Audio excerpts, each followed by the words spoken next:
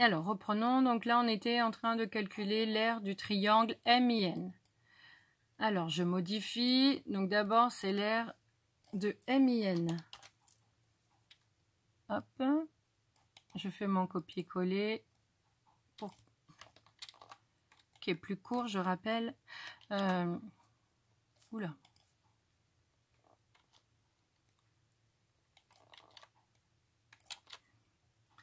Ensuite, les deux côtés qui étaient adjacents à l'angle droit, c'était les côtés MI et MN.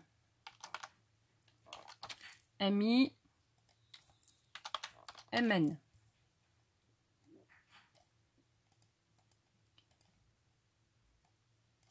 Voilà. Alors, MI, ça mesurait 4,8. Et l'autre MN, c'était 5,5.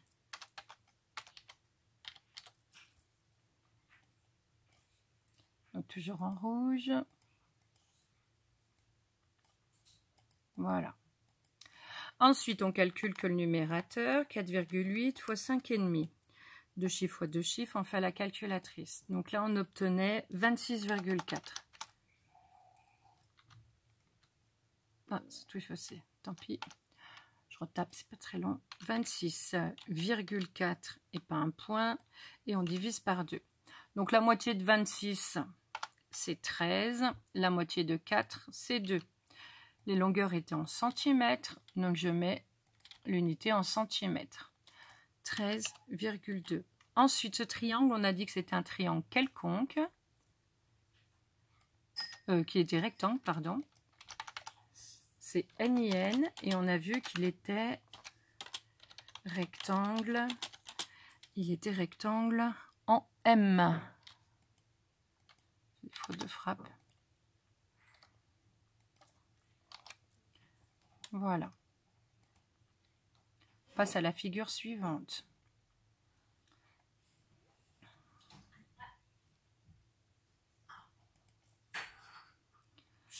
Figure suivante, donc là nous avons un carré, puisqu'il a 4 côtés de même longueur, on voit le codage et 4 angles droits. Donc là on utilise vraiment ce qu'on a vu sur les quadrilatères particuliers. Donc tous les élèves qui ne connaissent pas leur définition, eh ben, ils sont ennuyés parce que du coup ils ne savent pas forcément quelle figure c'est. Donc là c'est un carré, donc on utilise la formule de l'aire d'un carré.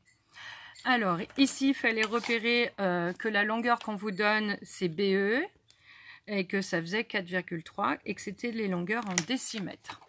Alors, je vais dans l'éditeur d'équations pour taper ma formule. Donc, on rappelle que le A, c'est dans la touche des lettres grecques. Ici, A. Entre parenthèses, on met l'aire de quoi? Donc, c'était l'aire de B, C, D, E. C'était un carré. La formule de l'aire d'un carré, c'est côté fois côté. Donc, je reviens dans l'icône du départ pour avoir le C. Côté fois côté. Dans les commentaires que je vous avais fait lundi, je vous ai bien dit, attention, une même lettre peut être associée qu'une même longueur. Donc là, je ne peux pas mettre une longueur et une autre. Ici, si je mets BE, je suis obligée de mettre BE ici. Sinon, ce n'est pas cohérent. Même si le résultat est juste, ce n'est pas cohérent. Une lettre, une longueur. Même lettre, même longueur. Ensuite, on remplace. BE, c'était 4,3. Donc, on écrit 4,3 fois 4,3. J'ai deux chiffres fois deux chiffres, différentes zéros. Donc, je peux écrire que la réponse avec la calculatrice. Donc, il faut taper 4,3 fois 4,3. On obtient 18,49.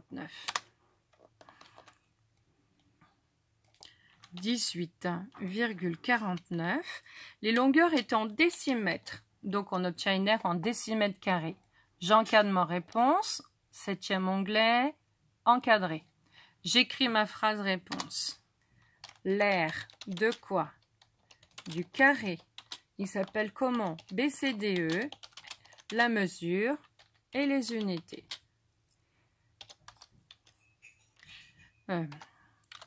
Je souligne ma phrase réponse ici. Il n'y avait pas de couleur.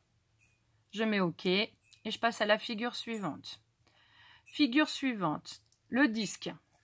On me dit que le rayon c'est 2,5.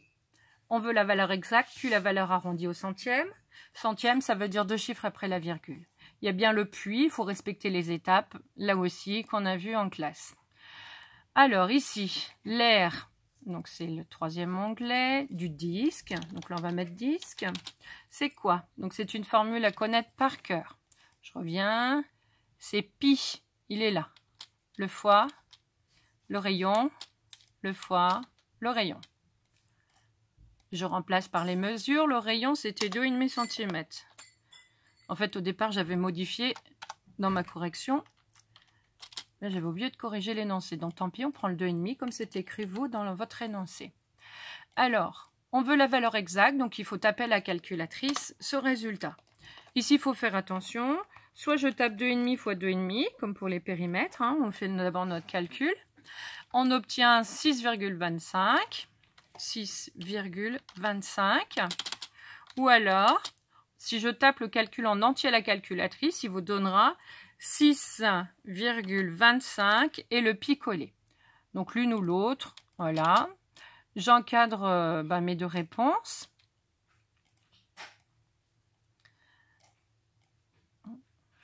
Voilà. Alors, pour encadrer, on a dit que c'était là. Et puis, je vous ai dit qu'il faut préciser, ça je l'avais bien dit en commentaire, qu'ici, c'était la valeur exacte. Il y en a qui ont copié tous les chiffres de la calculatrice. Ce n'est pas la valeur exacte. Je rappelle que la seule valeur exacte pour pi, c'est pi. Si vous remplacez par une valeur approchée, vous n'aurez jamais la valeur exacte puisque on ne sait toujours pas combien de décimales à pi. On ne sait pas si ça se termine un jour. Et il y en a quand même énormément de chiffres. Donc votre calculatrice vous donne que 10 chiffres au total. Il se trouve qu'il y en a beaucoup plus. Et qu'on ne sait même pas encore si on les a tous trouvés. Alors maintenant, il faut que je donne une valeur arrondie. Donc pour vous donner une valeur arrondie, comme c'était marqué dans les commentaires, donc il faut utiliser la touche S flèche D au-dessus de Supre pour voir combien ça fait environ quand on multiplie 6,25 par pi. Donc c'est une valeur approchée. Donc là, je vais reprendre R du disque. Hop là. Une valeur approchée, c'est obligatoire. Il y a une touche qui s'appelle environ. Je vous l'ai montré. Je vous l'ai dit. Donc, il faut vraiment faire attention. Donc là, on la cherche si on ne sait plus où elle est. Et donc, elle était en fait dans le 2e onglet, environ. Donc, j'écris ma valeur que je lis à la calculatrice. Donc, 63, 49. Et je mets 3 petits points. Et c'est obligatoire. Donc, ça, c'est de la valeur approchée. Le petit point veut dire qu'il y en a d'autres des chiffres. Je rappelle, il y en a une infinité. On ne sait pas combien il y a de décimales après pi. Et là, on vous demande la valeur approchée au centième. Centième, c'est 2 chiffres après la virgule. Donc, on regarde. Ce que j'ai surligné ici, c'est la troncature. Pour pouvoir avoir la valeur approchée, il faut que je regarde le chiffre qui suit. Le 4. Comme c'est compris entre 0 et 4, je garde ma troncature. Et donc, c'est ça la valeur approchée. Et donc là, je dis à combien on arrondit. C'était au centième. Donc, bien faire attention à ça. Par contre, si à la place du 4, j'avais un 5, on aurait écrit 19,64. Voilà. Donc là, je vais encadrer mon résultat. Je souligne ça et je passe à ma phrase réponse. Donc dans la phrase réponse, il doit y avoir tout ce qui a été encadré. La valeur exacte, la valeur arrondie. Donc on met l'air du disque est de 6,25 pi. Les longueurs est en centimètres, donc l'heure est un centimètre carré, soit environ, le mot environ, il est très important, 19,63 centimètres carrés au centième. Ça, c'est la phrase complète. On rappelle qu'elle ressemble beaucoup à celle des périmètres et que là aussi, il y en a beaucoup qui ne l'ont pas travaillé suffisamment. Donc, il va falloir le reprendre parce qu'en 5e, on voit une seule formule nouvelle, c'est l'aire du parallélogramme. Tout ça, c'est censé être acquis. Voilà. On passe à une autre figure, celui-là. Alors, cette figure, on voit que c'est un rectangle. Ce rectangle, il s'appelle sur. Donc, c'est un rectangle puisque c'est un quadrilatère qui a 4 angles droits. Donc, c'est la définition d'un rectangle. Alors, ici, on voit que la plus grande longueur, c'est SE, qui est égale à 0,75 décamètres, et la largeur, CER, qui est égale à 2,4 cm. Alors ici, on voit que les deux longueurs qu'on vous donne ne sont pas dans la même unité. Donc, il y a une conversion et elle est obligatoire. Alors, la conversion, on met tout en décamètres ou on met tout en mètres. Donc, l'unité qu'on choisit généralement, comme je vous avais mis en commentaire lundi, c'est l'unité la plus petite. Donc, les mètres sont plus petits que les décamètres. Ça évite d'avoir trop de chiffres après la virgule. Donc, je vais convertir les décamètres en mètres. Voilà. Donc, je passe dans l'éditeur d'équations mathématiques. Alors, je veux l'air. Hop là. Entre parenthèses. Donc, nous, on avait le rectangle sur. La formule, c'est grand L fois large fois petit l. Donc, le fois, il est là. Et en fait, le petit l, il y était. Il est dans la même que le A. Vous voyez, il est là. C'est un L minuscule. Donc là, on le voit mieux en écriture cursive. On fait notre copier-coller. Voilà. On remplace par les lettres de la figure. Donc, la longueur, on a dit que c'était SE. Ah, on a oublié de convertir. J'ai dit que je le faisais avant. Donc, on voulait convertir 0, où est-ce que c'est marqué? 0,75 décamètres. Et on veut la conversion en mètres. Donc, il y a les mètres, c'est une unité 10 fois plus petite. Voilà. Donc, on multiplie par 10. Je rappelle que mètre, c'est un M minuscule. Si vous mettez un M majuscule, ça veut dire méga. C'est plus du tout la même unité. Ensuite, donc si je remplace par la longueur, on a dit que c'était ER. Voilà, je remplace maintenant par les longueurs. Donc notre longueur ici, du coup, c'était 7,5 quand c'était en mètres. Et ER, c'était 2,4. Voilà. Ensuite, je prends ma calculatrice, je tape 7,5 fois 2,4. Et là, on tombe sur 18. Alors, ici, les longueurs étaient en mètres, donc j'obtiens une aire en mètres carrés. J'encadre ma réponse. Et je fais ma phrase réponse. L'aire du rectangle SURE est de 18 mètres carrés. Je fais ma phrase, je souligne et je n'oublie pas sur OK. Allez, il nous reste il doit rester 2 ou 3 formules. Ah, celui-là. Donc, MOT. M-O-T. Si je regarde la figure, c'est un triangle qui est isocèle en haut. Donc ça, c'est sa nature. Est-ce que je connais une hauteur? Oui, je connais OR avec l'angle droit. La base, c'est le côté qui lui est perpendiculaire. Donc, MT. Vous voyez que MO, il ne servait strictement à rien. Donc ici, j'ai besoin de RO, qui est la hauteur, qui fait 3 cm, et de MT, qui fait 6,4 cm pour notre triangle qui est isocèle en haut. Donc ça sera juste pour la phrase réponse. Alors, notre triangle, on a dit qu'il s'appelait MOT. Donc, je fais mon copier-coller. Hop là. Après, vous pouvez tout réécrire, hein, mais c'est vrai que du moment que vous êtes en ligne, autant en profiter. Donc, la base, on a dit que c'était MT, que ça faisait 6,4. Et la hauteur, c'est RO. Et que RO, ça faisait 3 cm. Donc, si on veut mettre des couleurs, on rappelle, on peut. Hein. Donc, la base, c'est en vert. C'est juste... là aussi, ça s'appelle respecter des consignes. Je vous avais demandé, comme dans le cahier, de repasser en couleur votre hauteur pour trouver la base. Si vous ne le faites pas, eh ben, beaucoup d'élèves se sont trompés. Ils ont pris comme base le côté horizontal et tout est faux. Alors ensuite, on calcule le numérateur. Donc là, on peut le faire tête, puisque 3 n'a qu'un seul chiffre. Donc je vais le faire tête, on part du 3, on multiplie par le chiffre le plus à droite. 3 fois 4, 12. Donc on écrit le 2, on retient 1. 6 fois 3, 18, et le 1, 19. Ensuite, on place la virgule, un chiffre après la virgule, 0. Donc mon produit n'a qu'un seul chiffre après la virgule. Maintenant, je prends la moitié de 19,2. Donc ici, il faut prendre la moitié de 19 et la moitié de 2,2. Le problème, c'est que 19, en fait, il est plutôt impair. Donc la moitié de 19, donc c'est 9,5. Donc c'est 9, quelque chose, 9,5. Et la moitié de 0,2, c'est 0,1. Donc on obtient 9,6. Les longueurs étant en centimètres. Notre phrase réponse, donc c'était un triangle quelconque qui s'appelait MOT et on a obtenu 9,6 cm.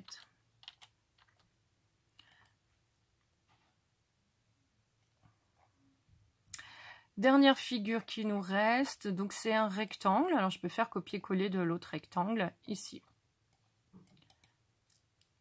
Donc ça sera plus simple parce qu'il n'y a pas de conversion d'unité. Donc là, on avait donc un rectangle, puisque c'est un quadrilatère qui a 4 angles droits.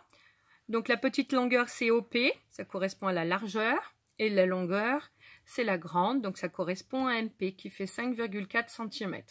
Voilà, c'est MNOP. Donc j'ai plus qu'à corriger. J'ai plus qu'à modifier, pardon.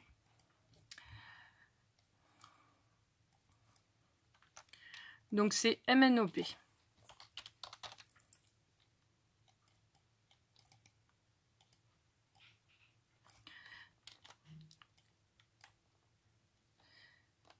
MNOP.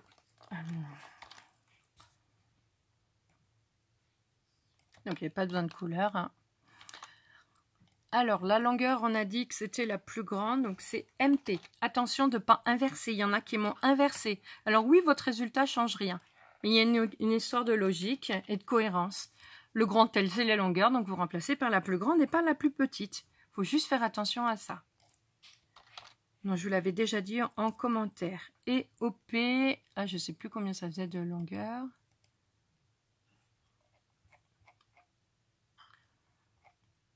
D'où l'intérêt de bien faire vos figures à main levée.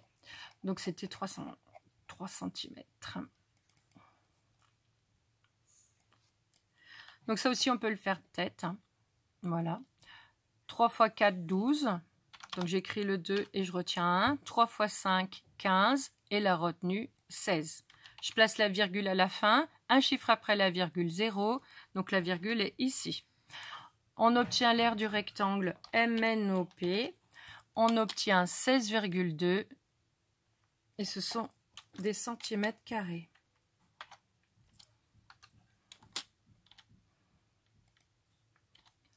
Voilà. Donc là, on a répondu à toutes les questions. J'envoie ma réponse.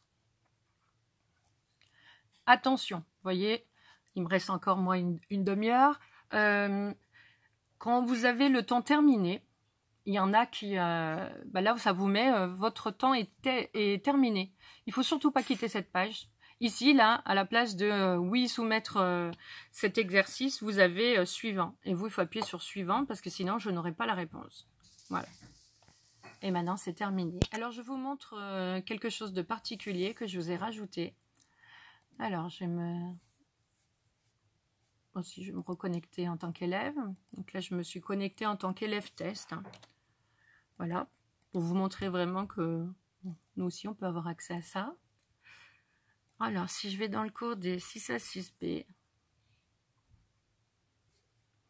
ici, je vous ai rajouté un onglet pour vous, voilà, pour vous entraîner en fait à ajouter des choses. Donc, on vous dit que